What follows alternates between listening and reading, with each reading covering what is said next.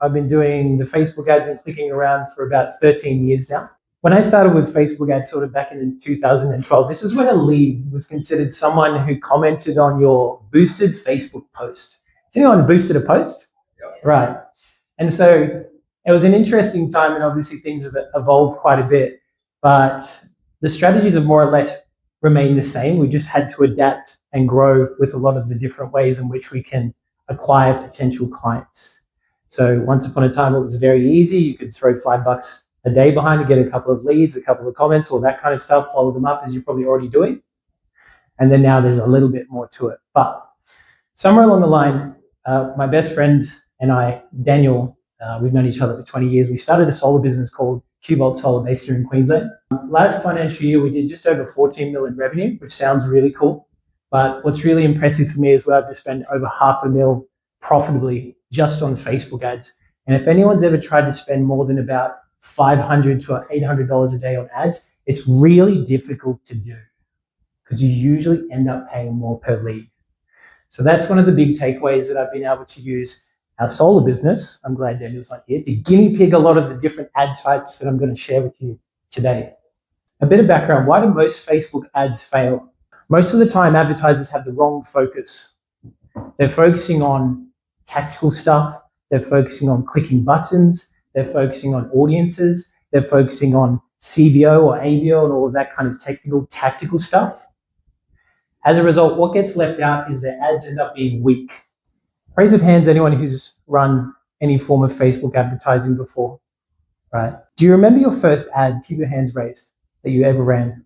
Was it a static image, right? Did you copy your competitors? I did too. This is the first ad we ever ran for Q-Volt Solar 6 years ago. We did what most people did and just went out, looked at everyone's Facebook ads library who was spending more money than us and just copied them. And we were spending a pretty comfortable $20 a day for about 10 days. We got one lead, which sucks. And that was our first learning on, okay, maybe we shouldn't be copying our competitors' ads or what they're doing. Never mind the fact that it's not going to do anything for us to actually stand out. And so the takeaway here is bland ads tend to flop every time, and especially if you're copying competitors. You might have been told that success with Facebook ads is mildly to do with the algorithm, maybe how the algorithm's feeling today. Maybe you'll get some leads, maybe you won't. Maybe it's the targeting. Maybe it's all the interests you're selecting or not selecting.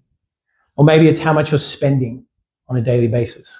What I've observed, especially over the last 2 to 3 years where it's been incredibly turbulent in lead generation land on paid ads, is it's the ads themselves. And so the intention and what I hope to share very, very effectively today in this presentation is to give you these ads that are proven, that I'm using for my agency, that we're using for our solar brand, that's going to be the main focus of today, not tactical. Because I think most of you can go on YouTube and figure out the tactical stuff on YouTube in about 5 minutes, how to set up a campaign. That's what everyone's doing. It's the ads and the creative that will help you stand out and differentiate yourself from everyone else. First myth, it's all about budget. However, if it was all about budget, only the multi-million-dollar a month ad budgets, big spenders, would be having success on Facebook. But we all know that's not true. There's probably people in this room that are spending a bit of money on ads right now on a monthly basis and having a decent amount of success.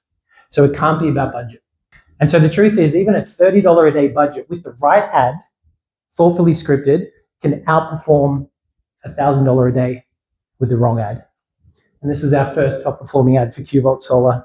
Another myth, targeting is everything. I don't want to spend too much time on this one, but essentially the days of interest targeting and spending time, spending different budgets on if someone's interested in fitness, nutrition, all of that kind of stuff is gone. There's this new, well, not that new, it's called creative targeting. Creative targeting is this concept of if your ad is scripted correctly, and we'll define correctly as has a good hook, calls out the target audience, the problem they're suffering with and the solution you're providing, and education bolted in there, that's the right type of ad. This is an example of an ad that can run for weeks, months, and this will probably run for a few years. We launched it on the 17th of June, still running 163 days later. This ad type is called an iPhone Notes, which I'll get into a bit more detail of all these different ad types very, very soon. And so the takeaway here is, if you put this thoughtful effort into your Facebook ads, the disproportionate return that you'll get from it, all that effort up front, instead of running these bland static image ads, is ads that you can run for weeks, months, and years. Does anyone want ads that you don't have to mess around and fuck around with? Right. Me too. This is another one of my top performing ads for my agency. It's run for 14 months now. And so when we stopped copying competitors and running these bland ads, our lead cost dropped by 60%. Now, when we change our ad strategy and make better ads, for our lead cost to drop to $59 to $74 per lead, basically cuts our cost to acquire a customer in half. Does anyone want to pay half of what you're paying to get customers? Yeah. Me too. Yeah. So how do you create ads that achieve cut-through? Let me show you. You use proven ad types. Here's the first one. This is called a Skillshow ad type. The definition is kind of in the title of the ad type itself. You're showing people how good you are. You're not telling them.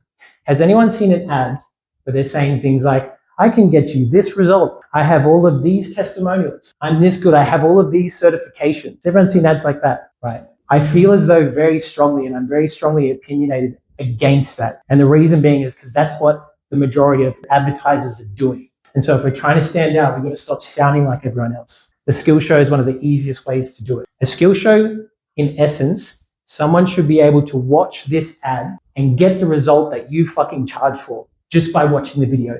That level of value. Not like here's a templated guide, like the whole damn thing. I know it sounds crazy, but if you want to build real tangible trust and have people who actually pick up the phone when they make an inquiry, this is one of the ways you can do it. So it builds trust quickly, is memorable. So when you call leads or you contact them, they actually remember the ad that they came from. Show them how skilled you are. Don't tell them, I'll just play this one for you. I won't play it all because it's a very long skill show. These are 10 proven types of ads that you can run for your service-based business to get more leads right now. Number one, video split screen. This is just a simple skit between yourself and yourself or yourself and someone else. Typically, we've seen the best results where you're conversing about common concerns or misconceptions about your service. Have a look. How's business? Yeah, not too bad. I need more customers though. Have you tried paid advertising? Yeah, tried that. Doesn't work. What sort of ad did you run? Just a simple image, let everyone know what I do, what services I offer. So you only ran one ad. What else did you test? That was it. If I pay these platforms money, I should get leads, right? So yeah, does it work? So you didn't try running at least 4 ads at once, testing at least 2 different audiences to find your desired customers. And you didn't run the campaign for at least 4 days to get enough data so your campaign could learn. Nope. Number 2, static image versus video. I found some of the best results. And then I continue on to go through a lot of these different ad types that have proven to work to get leads for service-based businesses. Someone can watch it. This is pinned at the top of my Instagram if anyone wants to refer back to it later. Any advertiser, not just a fitness professional, can watch this video ad, copy these ad types for their business, insert their offer into it, and get a better result than what they're currently getting. So this whole idea of gatekeeping of best secrets, I don't believe in 2025 and going forward. If you want to stand out and be remembered on the first impression that your customers see you. So that's a Skillshow ad type. Interestingly enough, the next one I'm about to explain is called a static plus video. Static plus video is really cool because it presents your ad in the 3 ways that people like to consume content. Some people like to watch, some people like to read, some people like to listen. This is a static plus video. If you're a homeowner already paying more than $100 per month for your electricity, this is for you. If I could show you on how you can redirect those payments to pay for a solar system, would you be interested? We're already helping hundreds of Queensland homeowners. Image on the left, unique selling points. You would shoot a video on the right-hand side. You would want to script this. I'm going to teach you how to script properly at the end of this. And this just lives exactly like that, static plus video. This is a fantastic one, by the fucking way. Us versus them. Does anyone feel like they might struggle with differentiating themselves from other coaches? Okay, this is what you'll use. In essence, an us versus them is everything your competitors don't do very well on the left, and then everything you do well on the right. This is like, I just had a call with this client. He's been with me for 8 years, and this has run for over 5 years as a static image. Right. As far as static images go, this is almost all I'm using. Everything else is video ad types. Us versus them. The cool thing about these us versus them as well is if you're generating leads or getting DMs or getting messages from potential clients and they have no idea what makes you different and they're always comparing you and you're getting price hunters, this is where you'll differentiate yourself on the first impression. Us versus them. The next one, hands up if you have video testimonials from your clients. Cool. Keep your hands up, please. My problem with video testimonials in a traditional sense. Let me play this for you. Hey guys, my name's John from Heritage Designer Homes and recently been working alongside Rev at Rev's Consulting, and I can say that he has really helped our business. So Does anyone feel compelled to work with me after watching that? No, I wouldn't either. But that's what most fucking testimonials sound like, unfortunately. The reason that these end up falling into a sea of sameness and sound and look the same as every other testimonial is the format itself. A lot of success with ads, other than choosing ad types, is the way you present them, the format. And so that's where these phone call testimonials and another two types of testimonials that I'll show you come into play. So this is a phone call testimonial for our solar business.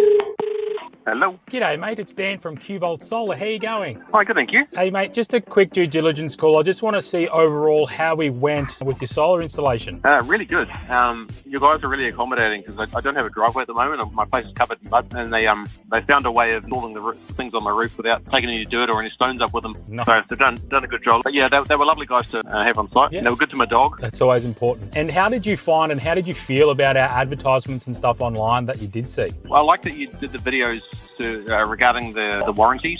Yeah. Because others don't talk about that, and that was having that peace of mind that the gear's all covered. I'm not going to ask you to write too much stuff down today, but this is a massive one.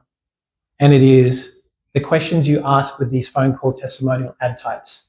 You want to ask questions like, how did you feel about XYZ questions? The first question I would always ask your clients is, how did you feel when you saw our first ad? The beauty of that is you're going to run this as a fucking ad. And so it's this beautiful inception bullshit that goes on when someone comes through, sees an ad, and the first thing that you say is, how did you feel when you saw our first Facebook ad, fitness client? And then they give these beautiful descriptive words that are their own. The problem with these traditional testimonials videos where you're just shooting direct to camera is even if you haven't scripted it, I don't know if you noticed, but people who haven't been on camera before, which might be most of your clients, don't feel that comfortable. And they end up saying and sounding like every other testimonial video ever, which is not doing much for us in terms of standing out or differentiating ourselves. So it provides a safe space for them to express themselves clearly. It's amazing. Phone call testimonials. The next one is a way that you can recycle those boring testimonial videos that you have. I'm not going to spend any time on this. I'm just going to show you this one. When I first joined Trainer HQ, I was losing members, I was losing money, it was the middle of COVID. I was pretty much ready to give up on my business, and I joined these guys as a last ditch effort to stay in the game of business, and couldn't have made a better decision. Since then it's been 2.5, 3 years, I think. So Watto really was in a position where for him it was do or die.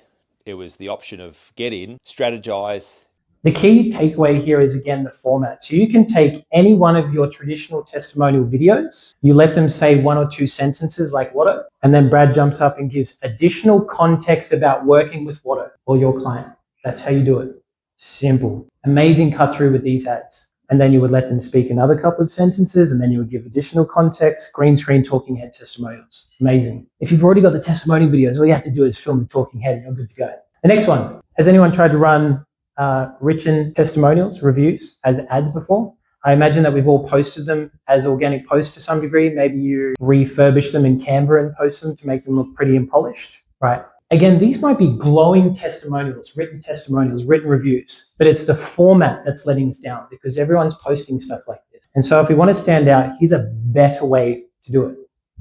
I can't recommend Qbolt Solar enough. From start to finish, the whole experience was fantastic. This one really put a smile on my face. I just remember sitting down with the couple during the initial consultation. They had just done a little bit of research, but they were still unsure about the size of the system, what was best for their home and their future needs. We started talking about everything solar, from their usage, their battery options, to the app and the monitoring and how. Read one or two sentences, give additional context. Really simple way to level the shit out of your written testimonials. Amazing, in fact. This one here, I think, has been running for over 6 months. Sketchbook ad types, how to make the invisible visible. Clients don't buy technical explanations. They buy visual understanding, or understanding in general. And your Sketchbook ads make your methods invisible. Has anyone noticed if you get stuck in the weeds of your own expertise trying to explain stuff to clients? I know I did way back in the day. And I would go so deep on all of these tiny little details that they didn't know about and they don't necessarily need to know. They just wanted to lose weight. So this helps extract your zone of genius, dumb it down for the general population, and present it in a format that gets you high intent, high quality leads. But quick story time. James Watts, old school fella, invented the steam engine. When he invented the steam engine, miners were using horses to pull all of the ore and minerals out of the ground. James Watts goes along and goes, hey, look, I've got this steam engine here, you don't need your horses. The problem that James Watts had was he was trying to sell a concept of power that no one understood. And so his measure or his pitch was, this steam engine can do 33,000 foot-pounds a minute. To these miners, his clients, it meant nothing. So with this new tech that he had, which was unfamiliar to his clients, the miners, he needed a new way to explain value. And that's where horsepower was invented. He said, my steam engine can do the power of 10 horses. If you don't take anything away from this presentation, take that concept of explaining something in a way that just lands so much more simply for your potential clients. Never mind the fact that, he replaces all the horses, the steam engine can work around the clock, saves them a buttload of money. Anyway, the lesson here is people buy images, comparisons, meaning, not data. Your version of horsepower for your business, simple visuals, simple metaphors, and simple models. It's a good time to introduce this concept of a capacity visualization model. Definition, turning invisible progress into a simple illustrated visual. But an example, he owns 3 gyms over in the States. And what he did was he helps women over the age of 45 understand what exercise progressions they need because they have restrictions. And he used this concept of 3 buckets. This concept of 3 buckets was, you are here at the present. The little dots in your buckets are what is within your capacity of movement exercise to do. That is safe, that isn't going to provoke more injury. The second bucket is where they add slightly more capacity, activities, exercises to expand the capacity of their bucket. With the future pace of being this last bucket, which is, hey presto, your bucket is now bigger. You can now pick up your 15-kilo child. You can now go hiking with your child, whatever it is. This is this concept of a capacity visualization model. You take something that is a little bit amorphous, a little bit ambiguous, and you land it simply in this sketchbook format. This concept of buckets made progress feel safe, gradual, achievable, and they could picture it. So we don't just throw 20 new exercises at you. We add just 1 or 2 slowly until your bucket grows. Why it works. Your potential clients can see their progress before they even have to lift a finger. Reduces fear, builds trust, makes your method feel safe and structured, not random. Here's something I prepared earlier. So if you want to scan that one, this is a GPT I finished up last night. It's going to ask you a bunch of questions and it's going to give you examples of these capacity visualization models that you can use for your business based on the answers you give to it. So very, very personalized to what you're doing and what you're offering. And then it will also write a draft sketchbook script for you. How to shoot it is just a piece of paper here, phone or camera pointing down at the paper.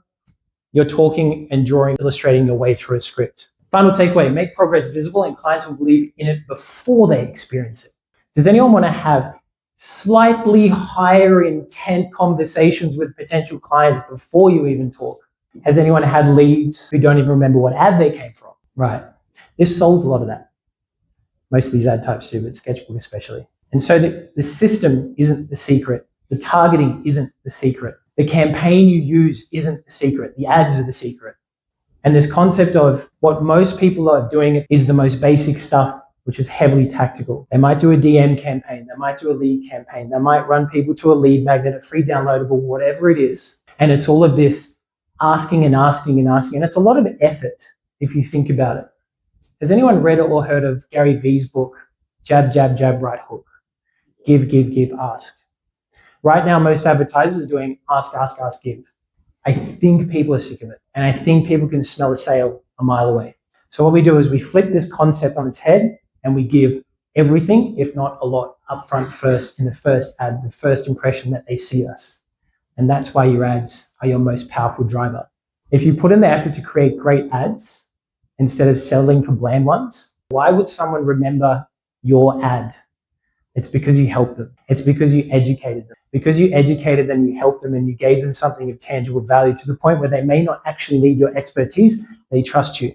Does anyone listen to any particular comedian by chance? Jamaica? Why do we remember those comedians? The way they make you feel. Thank you. This was not planned. That was perfect. That was fucking perfect. The way they make you feel makes them more memorable in your own mind. The feeling we're invoking by educating people up front on the first impression of your ad is empowerment. They feel smarter having watched your ad. And as a result, then you built enough goodwill to ask for anything, contact details, all that kind of stuff. I don't know about you guys, but when I first started advertising and I was asking for contact details using a bland static image way back in the day, I felt dirty. I was like, I didn't feel comfortable ringing these people and they've given me their phone number. I didn't feel like I've earned the right to ask for their phone number. I called them up, have to re-explain the ad that they came through. And this was a big pivot for me personally and professionally, is having these educational value-based ads. When your ads work, the algorithm rewards you. So Mark Zuckerberg was very happy with you. Your lead costs drop and you stand out. Don't settle for boring ads. Test multiple ad types. Use proof and storytelling and track what works. It's not about spending more, it's about spending smarter. And your ads are the lever. Your next ad all starts with a good script. What you say, what you shoot, how you say it, and which ad type out of the ones that I've presented today you can drop in and start to use for your lead generation. Here's one you want to scan. So this is a Skillshow ad type script. Fuck, I've got to work on the name of that. Skillshow ad type script generator.